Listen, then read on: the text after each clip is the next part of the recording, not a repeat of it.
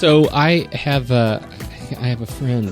I don't have a friend. I have a client, and I was supposed to do a Skype interview with her today, and she emailed me yesterday, and she said, "I'm sorry, I'm out for Skype.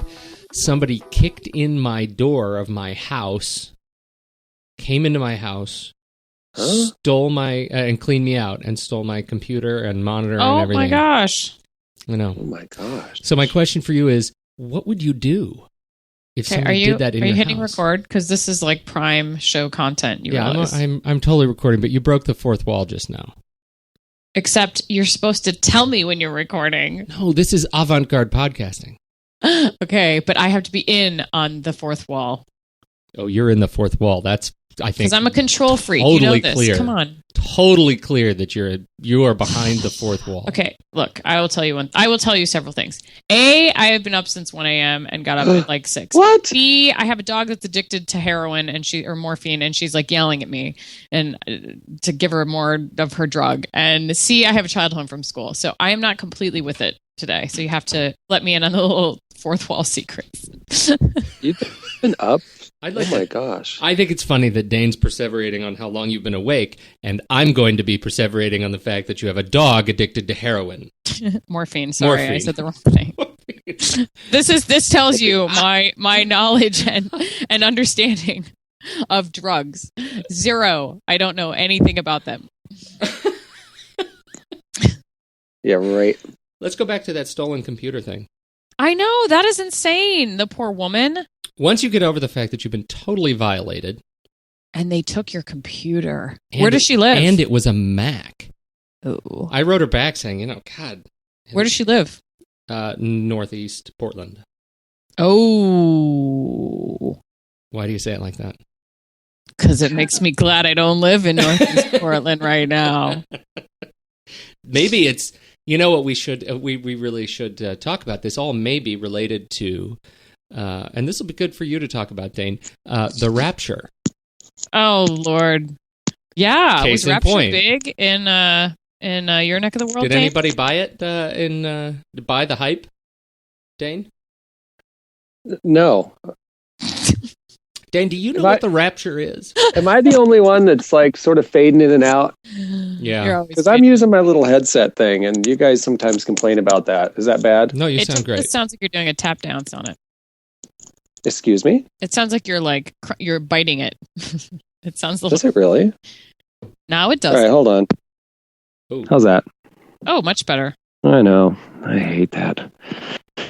The Rapture? Yeah. I celebrated it. And I thought it was a festive day. Were you one of the people who at 6:00 sharp snuck outside and laid out a set of clothes on your lawn and then just watched? No. I don't. What is the point of that? That I don't understand. Oh, because apparently when you're raptured, you are raptured naked and your clothes stay behind. All your possessions stay behind. And having a pair of clothes on your front lawn is supposed to help how? No, it's a joke. It's a joke. Oh, this is not funny because I don't get it. It's not funny for you now, maybe because of timeliness, which is a key component of humor. Right. That this is too late, but I'll explain it and we'll move on. That it would be to symbolize that you had been raptured and your clothes had been left behind. That's so stupid. So, there you go. Who has time to do stupid crap like that? I'm sorry. What's the I got bigger issues. All right. I thought it was a great excuse for a party. Okay, so what kind of a party did you have, Dane? Barbecue. What did you grill? That seemed appropriate. Chicken. Chicken. I don't know. And then chicken. And that's the funniest white meat. With. Isn't it hilarious? It is. And we kept checking Twitter and well, actually, I think he was checking news sites. Oh my gosh, you actually did seriously have a party. I thought you were kidding. Well, it wasn't truly a rapture party, but honestly, I thought it was the funniest thing. And I really brought it up with everybody I ran into that day. Like, hey, happy rapture. Because I really thought it was fun. You know, it's fun. That's a good thing. I mean, this guy, I I love people are sad. and Harold lost. Camping. Harold Camping, yeah, that guy spells winning. He's got no charisma at all for having an organization that size and that profitable. No charisma. How does that happen? You could lead, Dane. I hope to have a cult someday. I don't know. I actually, for many years, I did dream of starting some sort of an underground organization, but I could never come up with a platform like that I actually cared about. It started really early. It was who was on the side of Snake Eyes and his G.I. Joe militia versus the splinter group that was made up of G.I. Joes and Transformers under my bed. Me. That was my first secret society. If you want to start a secret society, I'd go with either Portland, Oregon, or Salt Lake City, Utah, or both. So you can have satellite campuses. Great places. I think they call those cells. For that kind of cells. Thing. That's right. Sleeper cells of rapture camps. Oh my goodness. Sweet. Okay, you know what I want to talk about today, you guys? Although, actually, Dane was supposed to be... Yeah, the theme was something about... What was it? What was it, Dane? Picking your nose at work. Yeah. Do you have anything we could talk about that? Sure. Oh, sure. I got back pocket material for that one. Wow. Yeah, I got a son who just, to me, seems a little too old to be picking his nose. And then he's 8. And then eating it. And then, and then every now and then the finger just sort of... How does it do that? Why does that happen? So the reason it's on my mind is this is one of those strange areas of parenting. Sorry, it's gonna wrap right around to work. But I doubt I'll figure that out as I get there. But when you're talking to your kids and you're like, "Hey, that's right and that's wrong. Hey, don't do that. That's illegal. That's that's a really awful thing." What exactly do you tell your kid when it's picking their nose? Because what are they supposed to do? Be ashamed? How exactly do you handle that? How old's your oldest, Pete? 9 on June 4th. Crazy. I mean, is picking your nose immoral? Because picking your nose is socially acceptable. It's not. Can't work. What? All right. Well, was that I'd like to go back on the nose picking is moral versus amoral thing. It's not amoral. It's just I wonder how that unacceptable. happened because it's not. I've never considered a nose picker a morality judgment. No, it's not at all. But you find yourself talking to your kids like, "Don't do that," in the same way you would yes, because it's the wrath of heaven will come down from the heavens. Here's what it is. You are embarrassed because you think it reflects poorly on you as a parent that you're not teaching proper social manners. Oh, Same that's thing for like when your kid puts her leg up on the chair at a restaurant instead of sitting nicely. Or picks up food without a utensil at a restaurant. Yeah, or picks up food with her hands, moves the plate, and proceeds to eat straight off the table. Like the plate wasn't... Really? Does that happen in that company? Well, so you could extend that to work because you make judgments about people based on the fact if they're picking their nose or eating off the table, you make judgments about that person. Which actually, my real reason for ever bringing this up was the whole notion that the three of us work either from home or some remote location. We have clients. We're freelancers. We don't have an office that we go to currently. Pete, I think, has the longest tenure. And you start at some time to question things like your routine, your socialization, your... the amount of time you're spending alone, things of that nature. And the pluses and minuses of having total control, more or less, of your schedule and your work environment. So that truly, if I wanted to pick my nose all day long, I'm good to go. No problem here. Now, of course, the second you said picking your nose at work as a theme for today, that's what occurred to me, that Dane has been freelancing long enough alone that he is picking his nose more than he is working and being billable. and this has become an issue. It's not moral So or on the ethical. moral side, it's do we practical. bill for the Do we hours bill we for spend nose picking our Yes, nose? that's right. That's right, because it's a slippery slope. From there, it's all the way down to starting to send Sure. invoices in crayon. Like it goes downhill from there. There is a moral component to this question. See? Anyway, Well, and a metaphorical component too. Like, what are the things that you do that you find now that you are in lonely space that are equivalent to nose picking, equally unproductive and sort of dirty, and not billable? well, how Because about you're this distracted and overwhelmed by events. one? Yeah, how about so I actually have a little office that I go to alone With a fancy couch in it. with a fan couch, indeed. And a jacked up stand up and desk. a standing desk. That's right. And yeah, I I don't like the days necessarily that that I walk out the door without showering and put a hat on my head, drop the kids off at preschool, and just sort of That never happens. at Yesterday. noon feel dirty. I mean, some days I'm like, well, this is such an advantage. This is showering. Who has to do? I don't have to do that. I'm Sometimes not it's going an to see anybody advantage, this but morning. Sometimes it's just not. What, Yeah, showering? sometimes it's Okay, well, here's the Right. thing, too. You guys are men. You really don't have an excuse for not showering because all you do is you take a 5-minute shower and then you're done. You get dressed. For women, like if I take a shower, my hair is just going to look crazy all day unless I actually do it. So there's my dilemma. I could shower, but I'm still going to look crazy unless I spend the time to actually get ready. Well, so That's the a half question hour is, out of my what's- day. It's, I don't. It's a half hour. It's a half hour out of your day. It's a lot of time. Hmm. I still Don't think get me you're, wrong. I you're- do it almost every day, but still. Almost. Yesterday, I did not. Like when my husband is out of town and I'm not going to the gym in the morning, That's the that- truth. that makes it harder. Yep. When my wife's out of town, things go dark. I go to my You go to your bachelor place. what was it? That was the the Brando thing. What? Oh, The Vietnam Brando Apocalypse thing. Now? I go to Yes. my Apocalypse Now place. Yeah.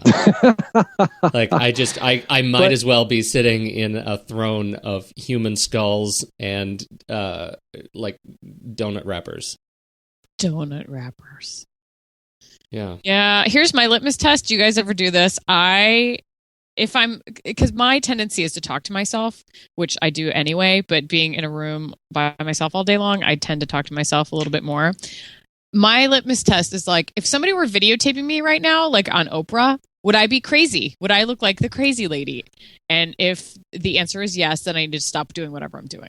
That is my litmus test. I love it, and I'm going to use that one because Yeah.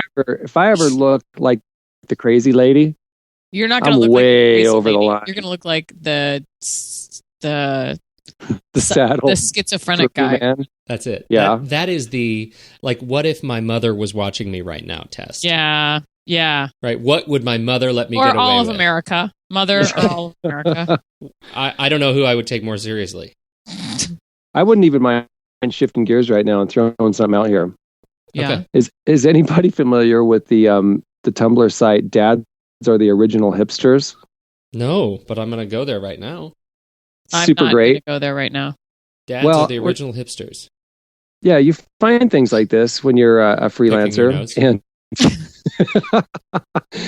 and they have great little vintage photos, generally from like the 70s, and with these awesome captions. Like, so there's this one of it's somebody's this bearded guy's just raging at a like basement party.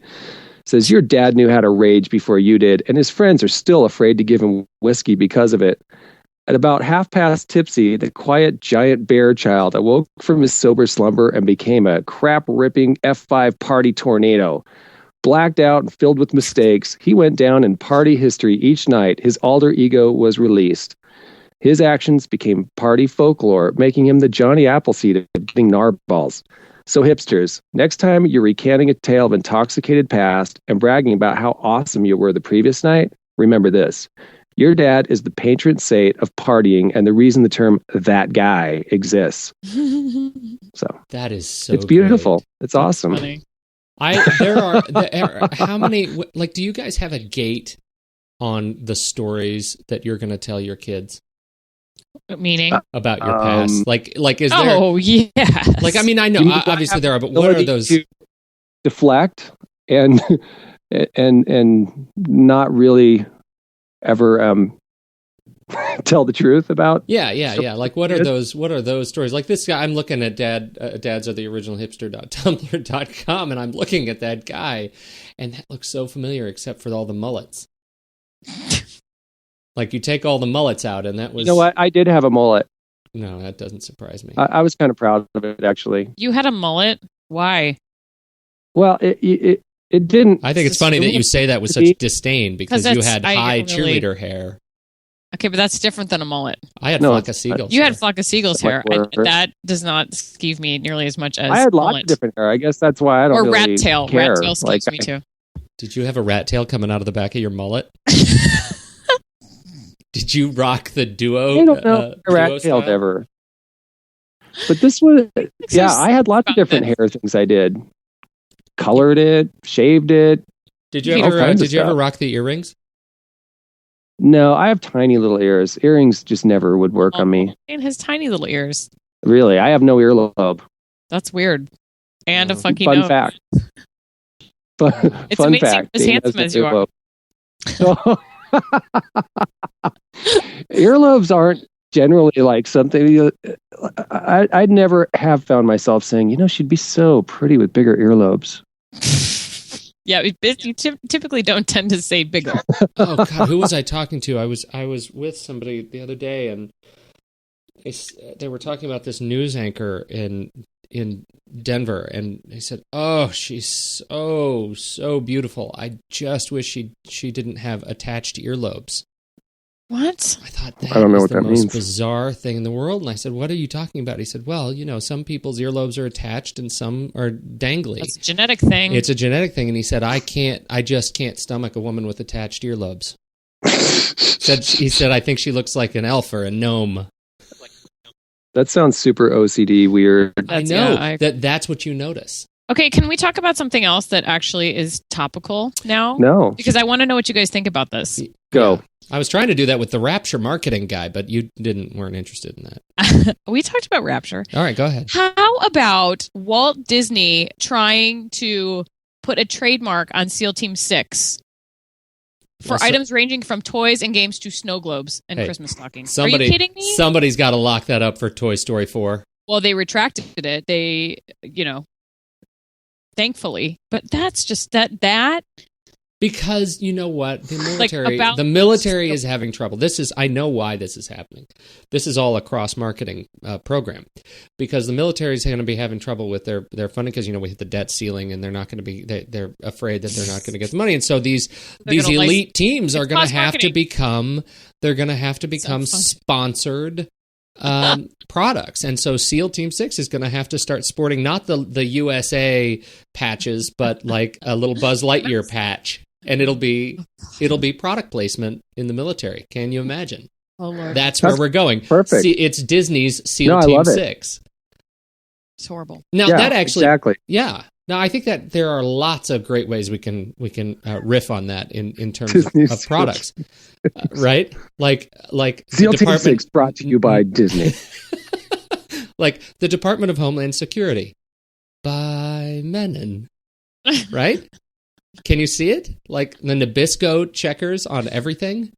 Well, and they could do like pretty soon it'll be obscene like NASCAR. Like the military will go in their sleek black ninja gear, covered in patches and stickers. They glow in the dark. But what Tea Party activists wouldn't ultimately see some like great redeeming, notion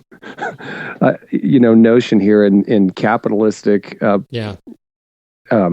tie-ins, like it. And I like this one for SEAL Team 6 to say, the most finely tuned, highly trained, aggressive, super whatever, but also trained in hospitality and put them through the paces at Disney training. On how to training. Yeah, exactly. So they're like cross trained that way. That's exactly it. Anyway, it's like job sharing. See, I think that's what it is. But you know what this whole product placement thing gets me? Do you hear about Facebook now that they're, since we haven't talked about that yet, tagging products in your pictures now? Which is, I think, phenomenal. You know what I noticed this morning? I logged into Facebook and I saw Megan Strand likes Coca-Cola. Oh, Megan Strand has liked a lot of products, but that's really only because I am looking at what they're doing for cause marketing. So a lot of those things, if you want to look at them, you got to like them first. So I like all sorts of products that I don't actually care about at all. I'm totally telling Coke. Please do. I think that's really interesting. Are you going to start tagging your brands? I don't think everybody can do it. I think No, you can't. It's only I can't remember what I read. It's definitely not rolled out. There are select, I think, people that can do it. But okay, here's another question. Has anybody noticed, you guys run actual Facebook pages, right? Yes. Has anybody had any problems tagging other organizations lately on their Facebook page, from their Facebook pages, or is that just me? I haven't done it in a long time. Oh no, it's working again. It was down for a couple days and I was like, what? Organizations can't like other organizations? No, it's not liking. You know how you do the @ sign and you tag, like if you're doing say thanks to @ so-and-so. Coca-Cola? It's @ Coca-Cola. Yeah. I mean, you have to have liked them. It's kind of weird when you're running organization page how that all works. But I actually think this photo tagging is an interesting thing for marketers, and especially for cause marketers, if I don't say so myself, I do say so myself, because what's happening is that this whole like us, like that's what everybody, all these Facebook campaigns are sort of based upon, is this like us. But you can like a brand, but it doesn't tell you jackety jack about it. Like I've liked all these brands. It took me, a split second to like them, and I don't care about any of them. And I'll never go back to their pages unless they do something else I'm interested in, just for work research. Which doesn't actually matter because now they're going to show up on your page. Sort of.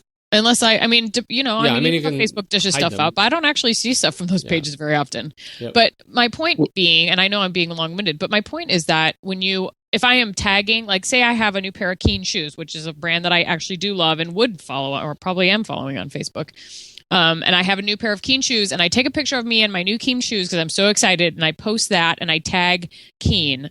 Right there, they have somebody who's more engaged. I have taken the time to upload a photo. That's way bigger than a like. Don't you think? Oh, yeah. Well, and very similar to a cult in a way.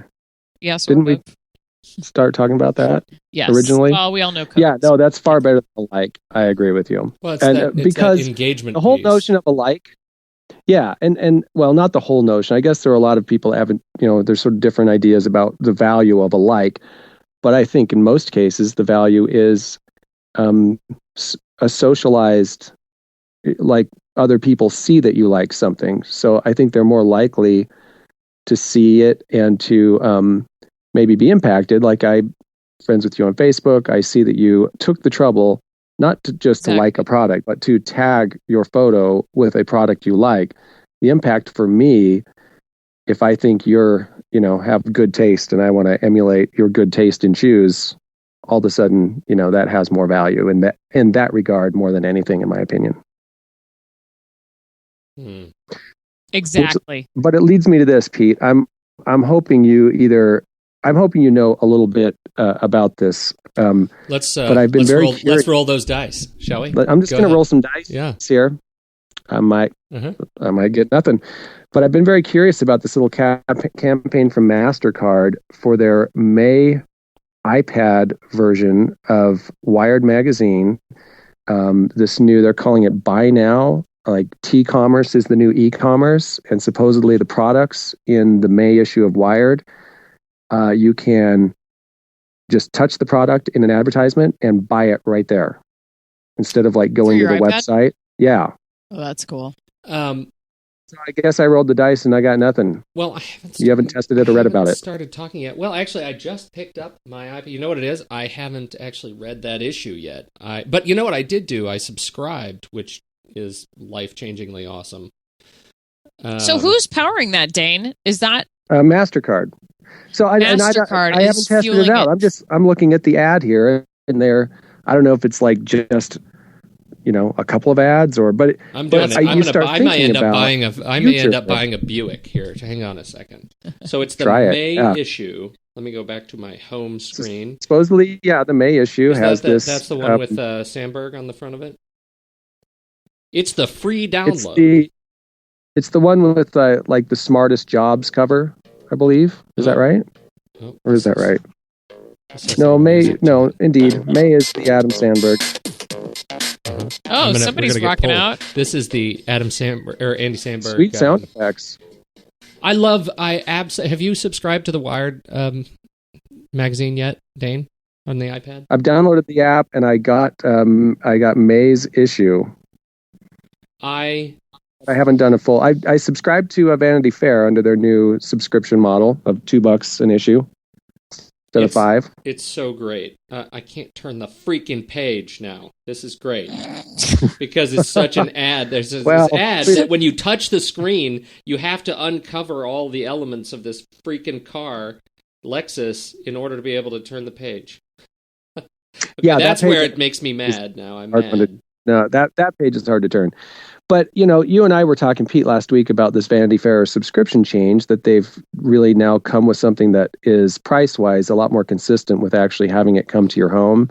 $20 a year or whatever, or $2 an issue, so you can subscribe, and it's not the $5 thing. And you were saying that at some point they were kind of considering abandoning the iPad experiment for the Condé Nast was for magazines, just slowing, not abandoning. There was a statement by the publisher. But go ahead, finish your point. Go ahead, okay. Dane. Whatever. Oh, come on, accuracies for other podcasts.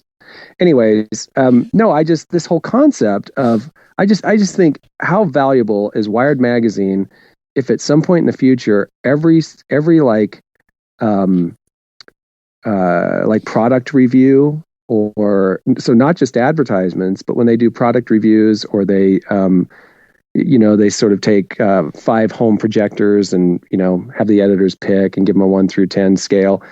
If as you read Wired magazine, you can instantly just click a product and you just sort of like Amazon one-click purchase, I would think that that would be a real windfall for publishers to be able to have that, rather than, like you're reading it online and you can maybe click a website or go read more about a product or whatever. But I trust, for instance, Wired's product reviews. For me, that's a good example of, wow, I hadn't thought about buying a portable home projector for my iPad, but that looks pretty cool. And all I got to do is click here, and I just took my Ambien an hour ago and haven't fallen asleep yet. Ambien. So my defenses are way down. Product bot. Yeah, well, I think that's a really good point, and I think that is, that's what the conditioning that we're under right now. Because you think about it, how often do you think about buying an app on the App Store, right? Like how much does it have to cost before you think about it? $5. Yeah. Right. That's right. So it's that kind of conditioning. Like we're being conditioned to think less about payment because money means less. It's not paper to us anymore. I think that's my theory. And it's sort of like when you go to Disney World and your room key works as a credit card. Oh yeah, exactly like that. Right. That's a brilliant comparison, Dane. 5 points for Gryffindor. I totally lost my thread. I want to go back to the publishing thing because I subscribed at $20 a year. this was what was making me so mad about Condé Nast in that last show. Hold on, let me open my Wall Street Journal. 70,000 trees died to give you that statement. Sorry. I'm sorry. What were you saying about your shiny little iPad? Do you guys want to drop me off the conversation and I can come back in next week? Because I don't have a shiny iPad. Oh, you should get one. They're great. You should totally get one. They're really changes awesome. Your life. Yeah. Get me one. But the deal was the subscription thing. I think when they finally figured out how to do that's going to change the game again, not just for iPad, but for all of these publications. I think mostly it'll change it for Adobe. I think they're the ones who stand to really make a ton because every one of these publications is coming off of the Adobe platform. And that's actually who sponsored the May issue for the free download. was Adobe. I think they're going to make bank. And how about we can just segue into something that that Megan can relate to, since I'm feeling bad all of a sudden. But Google Wallet announcement today, which I don't know much about, but apparently it gives you the ability to sort of use your iPhone, I guess, to just wave it over the barcode scanner or something. Am I getting that right? Near field communications. It's like it's coming. Oh gosh, see, I don't know a lot of the details, because this is like literally happening while we're talking right now. This is sort of being live blogged, but I guess the idea is that they're going to be using this NFC payment, which again blurs the line between what money is and sort of fiscal reality. And so you'll be able to walk up to a it's like the, you know what it is? It's like you go in and you have the Visa like Pay Pass things, where your credit card is enabled, and they have the little thing at like McDonald's where you can just swipe your card like really close to that little pad and it pays. Well, they're going to add that to your phones. So you'll be able to walk up, set your phone on a little pad, and it'll take your money at many different vendors. That's the idea, and it looks like the partners are pretty big. I think Citibank, MasterCard, First Data, and Sprint. So you'll be able, like if you're a Sprint customer, you'll be able to actually pay off of your Sprint bill every month. So you can buy things and it'll be charged to you from Sprint. Yeah, I mean, I think we're going to have to obviously it's a jump in the gun to get a bit, because they're having their press conference about it, and I think details have been a little scarce. But like right off the bat, I'm thinking, I don't really see what's in it for me. I really don't feel that inconvenienced right now, and I'm not like chomping at the bit to use my iPhone instead of my credit card to make payment. So I'm just assuming there's some creative angles here that they've worked out that benefits Google and benefits. Well, and benefits advertisers. Benefits advertisers. I mean, what they're doing, what they're tying to this are coupons, right? So you'll go in. You're at the screenshots they're showing are like Jamba Juice. If you have your phone and the offer pops up on your phone while you're at a Jamba Juice, you tap it and then buy something. You save, and so you get exclusive savings through partners in the network. That's it. Honestly, it would have been really interesting to go back and talk to George Orwell, right as he was writing the book 1984, and say, hey, by the way, let me just give you a glimpse into some of the ways technology will work in the future, just to help you with your book. That's right. Would you like to reframe your answers now, Mr. Orwell? Knowing what you know now. Because 1984 was scary, but not as scary as it could have been had he really known where we were headed. Yeah. I don't know. Does this payment thing? I mean, Megan, do you use the Starbucks payment thing on your phone? I do not.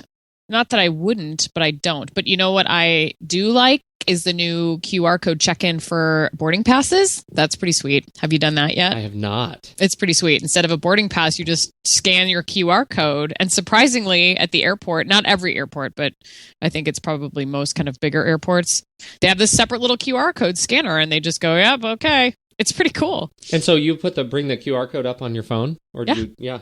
It's just on your phone and they scan it. It's pretty cool. The first time I did it, I also had to print it out boarding pass just in case it didn't work, but it worked fine. Yeah, that's awesome. And it worked in Albuquerque, which is not. And you know what they say about Albuquerque. Well, it's just not a huge airport, so. Do you know what I saw the other day too? That sort of in Albuquerque. No, listen. That's funny. I like that as a litmus test. On the payment thread, there was I don't know where I read it, but there was I'm sure you guys have seen this, and I'm just very behind the times, but I think it was a Stop and Shop back east that they have these little scanners that you put on your cart when you go to the grocery store, and you scan the items as you're putting them in, and it keeps kind of a running tally, which is helpful. And it does the similar thing that you were talking about, Peter. It'll pull up coupons at, if you scan something and there's a coupon available, it'll give you that coupon instantly without you having to do anything. And then when you go check out, it's already totaled. So you just scan, they just plug in your little scanner that you've already scanned everything, and you just pay instantly. Isn't that Speaking cool? of coupons I love it. and I How actually cool love is that? that. That is would really actually cool. make my grocery shopping experience a lot happier. Okay, but and having Groupon on the iPhone, I've bought all kinds of unnecessary things. Oh, is it on the iPhone now? Don't tell me that. you are Yeah. doing your bit for the economy. That's the truth. I love Groupon, I gotta say. Where do you guys stand though? I mean, that's really the issue, right? Okay, so we get all this great convenience about where we can access our money and how we can pay for things, and then the Sony PlayStation Network gets hacked to the tune of billions and billions and billions to Sony, and they're saying that we don't think any credit card numbers have been taken, but the nation of Japan still won't let us operate in the country because they're scared of us. Like we can't seem to figure this out. The world is pissed at us, and we are kind of at their beck and call, at their mercy, I should say. So what do you think about that? I mean, the trade of convenience for security. Are we doing That's what it is, right? Well, you know what? I mean, how is it different though, Peter, than using a credit card somewhere that gets hacked into and somebody steals your identity? I mean, to me, it is a risk of doing business in anything other than cash. I mean, you write a check, people can take, they can launder your checks. Mm-hmm. I mean, who uses checks anymore? But I'll bet you do. Card hacked into, and you never know how. Like you use your passport, and sometimes you have to show that, and that can get hacked. I mean, there are all sorts of things that can get hacked into. Mm-hmm. Use online banking. I've been using online banking for years. That could get hacked into too. I mean, certainly they're taking every precaution to make sure it doesn't, but these things happen. Mm-hmm. So, I mean, to me, I don't think it's any more dangerous than doing what we're doing right now. That's just my... Well, no, I mean, I agree. I mean, look, I live pretty out loud in terms of how I interface with technology. I think it's an interesting. In light of the Sony thing, does it make you think twice about where you put your financial information? Well, that should all make us think twice, but do I know? I mean, yes. I just go about picking my nose. Seriously. Right. Okay. Well, that was a good story. And from online privacy, I guess, too, I wanted to just bring up quickly, and I think we're near the end here, but there was this very interesting little article, and I'd be very curious to hear if either of you have run into this at all, but it's an article written by a blogger who wanted to change dentists. So he thought, well, I'm going to go on Yelp, read reviews, and try to find somebody in my area that has positive reviews. So he found one, went in to sign up, and among the forms, the new patient forms they had him fill out, was a new one called the Mutual Privacy Agreement that asks him to transfer ownership of any public commentary that he might write in the future about this doctor. So anything on blogs, anything on Google, anything on Yelp that he might say about this dentist are like the property of the dentist, I guess. It's like an organization called Medical Justice. Wait, so wait a minute. I'm going to be honest with you. I tuned out a lot of what you said because I was on your Facebook page and I saw the link to Hot Sauce Committee Part 2. Yeah, isn't that awesome? The new Beastie Boys, and I just got really excited about that. So back to your dentist story. All right, I'm losing the thread here. You're confusing me, people. I'm going on a little bit of sleep. All right, everybody needs to go pick up the new Beastie Boys because seriously, Beastie Boys. Yeah, I'm not doing that. So I went karaoke singing with Megan Dane. Oh, it was fun. Oh, really? Yeah. Show was there. And the thread is gone. Yeah. So the dentist thing. So he was made to sign a release of some sort that, or just by nature of being a customer, a patient of this dentist. Right. He had to sign before this dentist would agree to see him and have him as a patient. He needed to exclusively assign all intellectual property rights, including copyrights, to any written, pictorial, or electronic commentary he might make about the dentist's services, including on web pages, blogs, and or mass correspondence. I don't even know. Okay. Why would you ever sign that? Right. You find another dentist is what you would do. and they're saying it's probably a pretty toothless little agreement. That was good. But dentists and doctors are concerned that people might write negative reviews about them, and they may not, because of like HIPAA privacy and that kind of thing, they may not have total ability to respond or to comment, or so What? out of fear that they don't have control over what you say in social media about their services. Right. They are asking you basically to sign over to them the ownership, I guess, of anything you might write, so that they could come back to you and ask you to delete it. Right. They can start sending Or cease tell and you- desists and Exactly. Right. and so by well, Isn't what it this says crazy? is, dentists as a breed have just realized the internet's there. Right. That's not true. They are actually they are like marketing. No, that is Thanks. actually really true. I think there are a lot of forward-thinking dentists, and this is probably an example of being just a touch too forward-thinking in communications. I mean, I don't know how big of a problem was this somebody is. got burned, and but then that's they what it couldn't seems like. respond to something, Yeah. and so their lawyer said, "This is what you have to do." Yeah, And I hope he loses all of his patients, because that's ridiculous. it is. That's really the bottom line. That is ridiculous, and Can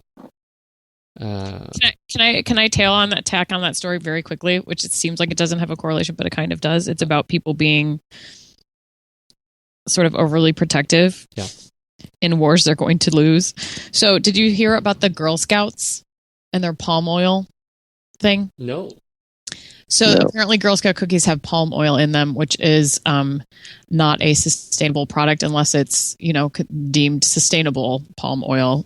There's all sorts of issues with how it's harvested and, environmental palm impacts. oil, Palm oil. like from palms.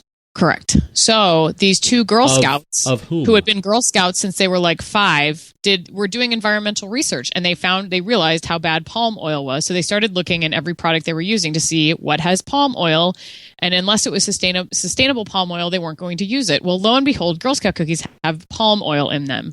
So they start this campaign that is actually harvested from the palms of Girl Scouts in a secret laboratory in Montenegro. This is a big Yes. thing. It's all Yes, over the news. that's I'm That is surprised you that haven't is seen it. scandalous. But so these girls launched this campaign trying to have Girl Scouts either find a suitable replacement or use sustainable palm oil, which is apparently hard to come by, and they've kind of gone back and forth with these girls. Well, so the Girl Scouts got some help from some sort of environmental group, I believe, to start posting things on the Girl Scouts Facebook page. Well, the Girl Scout Facebook page decided to take off their comments or put them in some weird string so that people couldn't see them anymore. And I thought, and this is how it ends up on the front page of the Wall Street Journal, because you guys are going against your own and, not responding to these girls appropriately. And it's just interesting to me. I'm looking Cannot for the Girl micromanage- Scouts Facebook page.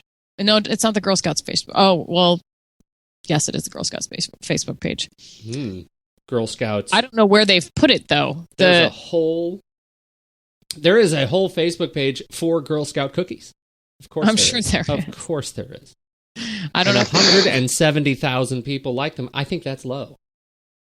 how much. 170,000. That is kind of Don't Oh. buy cookies from a rooster. It seems like they're tackling the wrong beast. don't buy cookies from a panda. An aardvark, especially because from an aardvark. Well, see, you're not going to find it here because they took it off, is my point. This is what a funny thread. And they were like, the comment was so stupid from the Girl Scouts. Sorry, Girl Scouts, but it was stupid. It was like, well, there were some inappropriate comments, so we just moved the string else. They kind of put it, I don't know where they put it, some weird back wall somewhere, because there were some inappropriate comments. I'm like, really? That's what you do with inappropriate comments? No, if they're course. truly You bury them. offensive, you can delete them. Strategic marketing if they 101. were just Hide the bad inflammatory, news. you can address it to them individually. You can send individual comments to people. You can respond to it if it's, on the post. But no, they just sequester it away, saying, "Oh, it was inappropriate." I'm like, yeah. It's just Well, not- okay, so they get rid of all those things, but here's a comment that was fairly easy to stumble upon. There's the comment thread.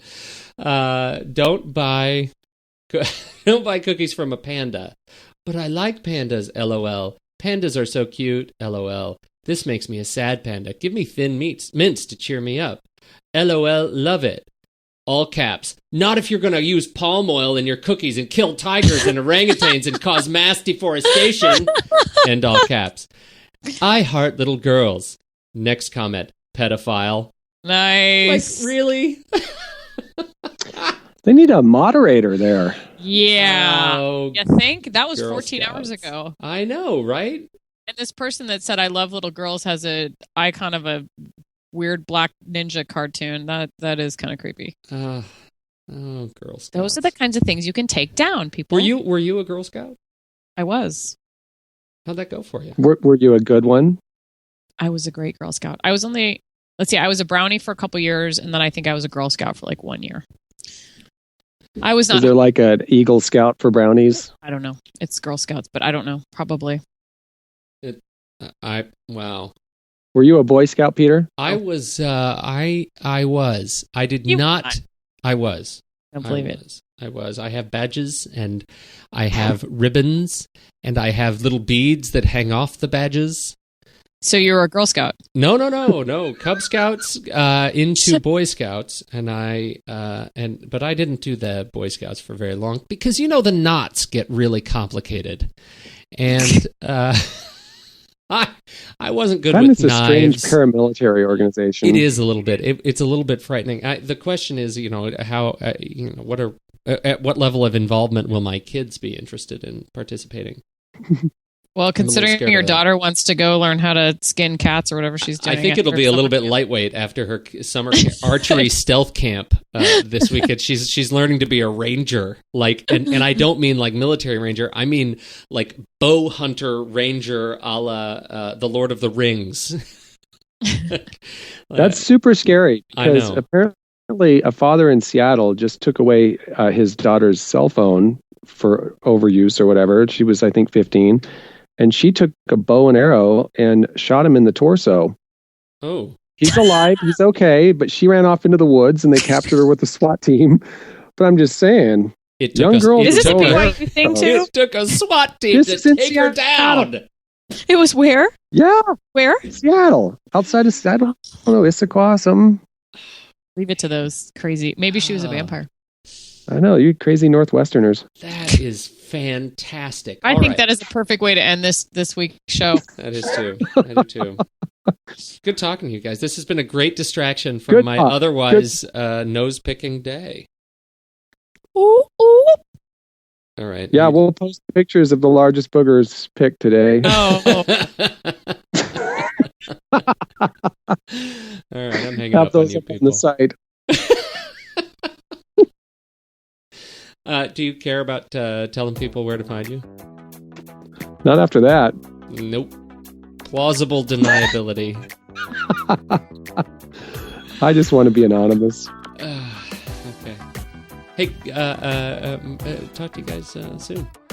sounds good. Go to work. Okay, Bye. see ya.